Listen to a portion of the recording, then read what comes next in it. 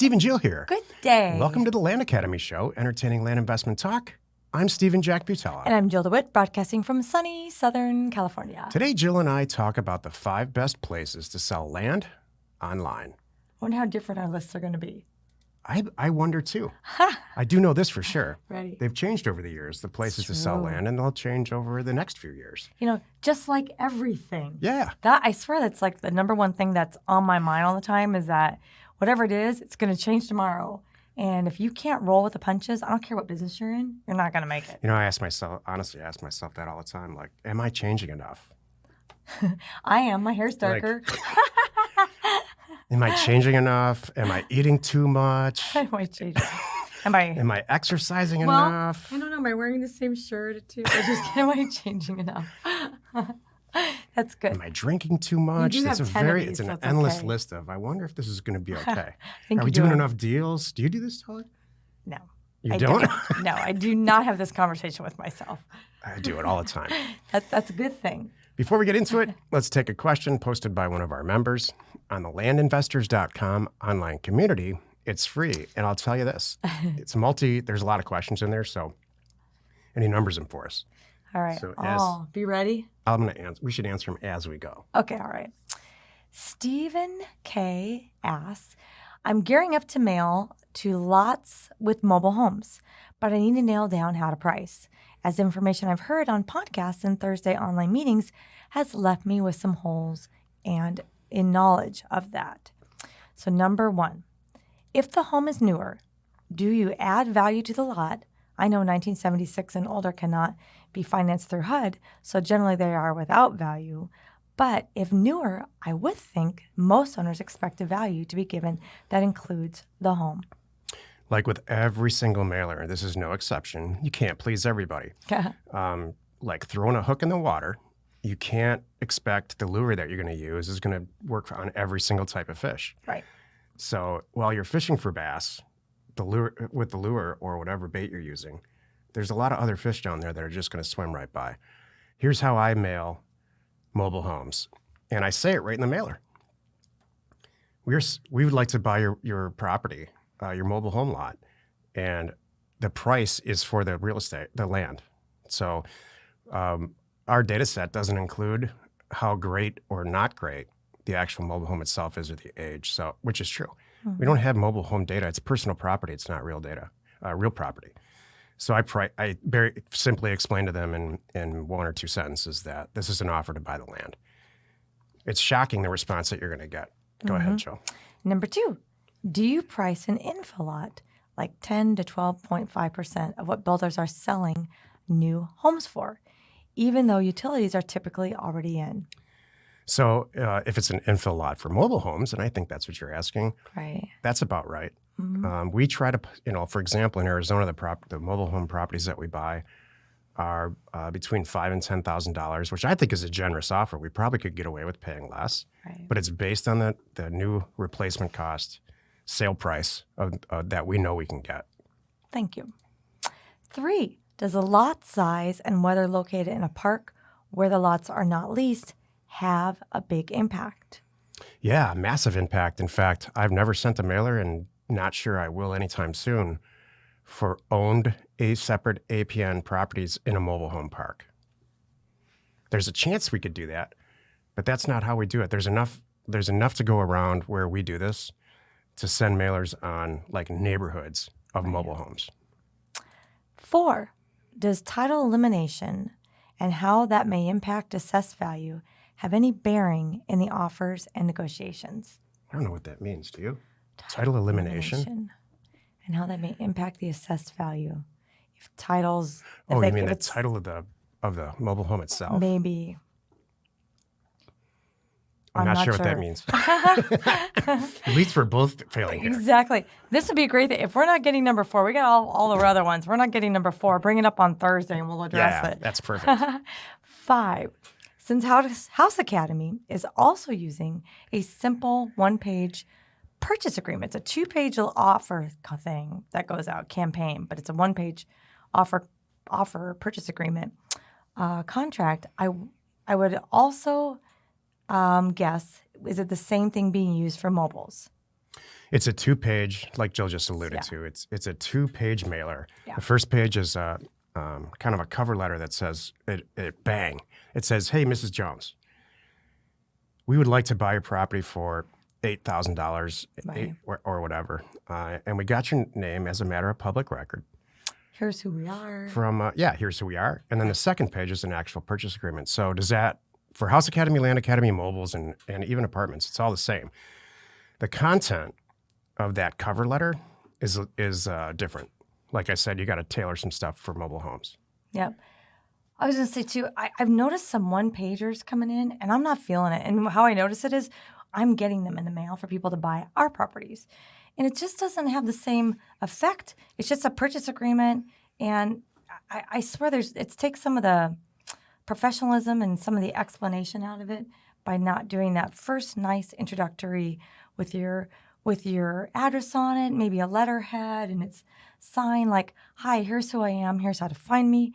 Here's my backstory, how long I've been in the industry," something like that, which goes, "Oh, okay. All right, this is who you are sending me a letter." Now I go to page 2 and, here's your offer for me with a purchase agreement. That just makes so much sense. I just want to bring that up. When you start out in this business, you have to be very money conscious. In fact, if you're in the 25th year of this business like we are, you have to be money conscious. But I will tell you right now, there's a lot of places to save money. Mail's not one of them. Right. It's so compelling to sit here and think about sending out postcards because they're so much cheaper. It doesn't work. Right. It does not work the way sending a mailer out. We have designed O2O so that 2-page mailer that we have a tremendous amount of consistent, predictable success with is the same price as a 1-page mailer. So you're not saving any money. Yeah. So why would you send out a 1-page mailer? Why would you get creative with this in the beginning of your career? And by the way, I want to say When we it's know down this is to what works. like around 55 cents, it's a no-brainer. You can't lick a stamp for that. No, it's not going And to pay be for the cheaper. paper, and pay for the ink, and pay for the envelope.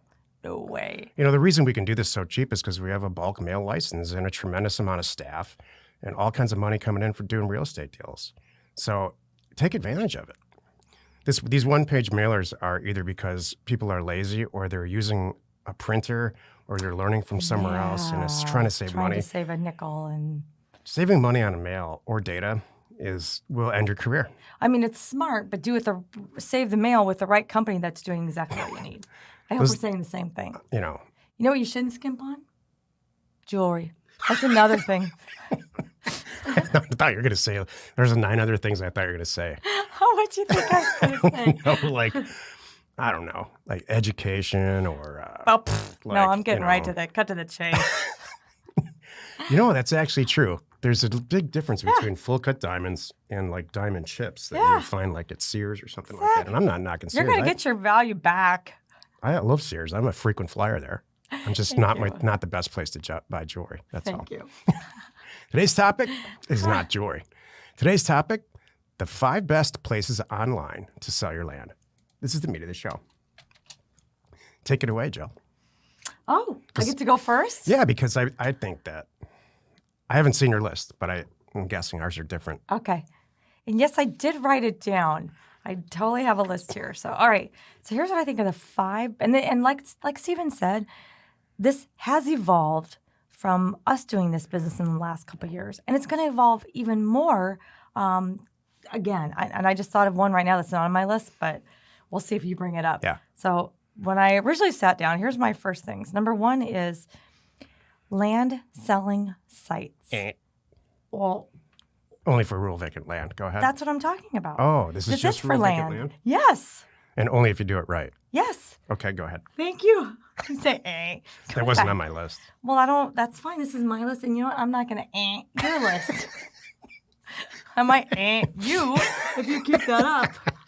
What do you mean land selling sites? Like Land and Watch? Yes. Land Farm? Oh, yeah. Yes. Okay. Actually, I do agree with that. Thank you. Sorry, I didn't understand. Well, you didn't let me finish. Yep. Okay. That's so right. here's my number 1. Land selling sites like Land Watch, Land and Farm. We have one. It's Land Pin. I'm sure there's going to be a new one around the corner in a month. You never know. That's good. Number 2, 5 best places to sell land online. Your site. Why not? You should start there. Number 3, social media. When I say social media, I mean all Yeah. over. I mean, don't leave it out. Facebook, Instagram, Twitter, YouTube. Facebook groups. So all specifically. those things, groups, Facebook Marketplace, every little thing. When I say YouTube too, it's a great place to make a video about your land. You're going to make a video anyway, showcasing your land. Yeah. I hope if it's that good, and put it in your posting, have a video link. But you could also drive traffic to your land selling site on YouTube. So that's perfect. Number 4, large online retailers such as eBay, Craigslist, things like that. And then number 5 is the MLS. Thank you. I honestly, And I'm done. I can't improve on that. I think the whole point of this, Oh, where you're really going to shoot yourself in the foot, is focusing on one venue. true. And the other thing too, and if this is really kind of the takeaway from this whole thing, it's very, very specific to the product type that you're selling. Info lots should immediately get listed on the fixed price MLS. If you've done all Right. your work and they're buildable, Right. they'll get snatched up in a minute. If it's rural vacant land, you should really develop a good website. If that's what your focus is, use Landio, LANDIO.com. Tori's a member of ours, and he's just done a bang up, remarkable job of selling his own property on his own site. Right. One of the things that Jill did leave out, and I'll leave it at this, is developing your own buyer base email list by doing an ebook or something like that. Mm-hmm. And we sell more property there than anywhere else, rural vacant land. That's a great way. I mentioned your site, but that's a great way to drive people to your Yeah. site. So a And- lot of these things too, like when I say social media or like eBay, Craigslist, and everything, some of these I want the goal to be just to drive them to your site. We have the luxury of developing a database, a buyer database from completed sales from like back to 1999. So we've got tens of thousands of people that get an email from us when we buy a property, even sometimes when we're not even done doing the deal, and it gets pre-sold with rural vacant land specifically. So they're resellers and all members of Land Academy and all that stuff. That's the best case scenario. Yeah. But Jill and I are very conscious of the fact that it takes years to develop. Right. So start now, but use those other venues to sell it property immediately. Exactly. MLS is really picking up steam in It the is. last year or 2 years. If you have listened to Land Academy show, and early on, we were just sticking our middle finger up to real estate know. agents and the MLS and all of it. And now we're kind of doing We still- backpedaling a little bit and working in that system. Right. Like we don't necessarily use agents, but we use the MLS. Yeah. And you can use a service provided by your broker or an agent like we do, and that will get you on the MLS. And just a flat rate thing, you don't pay a commission. So we could talk about that more another time. Hey, we know your time is valuable. Thanks for spending some of it with us today. Join us next time for the episode called Why Land Resellers Buy From Us. And we answer your questions posted on our online community, landinvestors.com. It is free. You are not alone in your real estate ambition. How you doing this morning, Joe? Okay, I got to say, when you said, and you said, oh, but for land, I thought, did he think we're doing the House Academy show? No, no. Like, that's what I thought. I I'm was like, just joking and then around. I'm going, am I on the right show? You know what? It was my failed attempt at a joke. Oh, That's all it was. okay, It good. had nothing to do with the I really had to content. think, going, no, we're doing Land Academy right now. I don't know what's okay, good. Hey, speaking of Land Academy, by the way, if you or someone you know What the heck? would like to be a member of Land Academy, I'll tell you right now, there's a special going on for like 3 more days. So go check it out, landacademy.com. Oh, and by the way, wherever you are watching or wherever you are listening, please subscribe and rate us there. We are Steve and Jill. Information and inspiration. to buy undervalued property.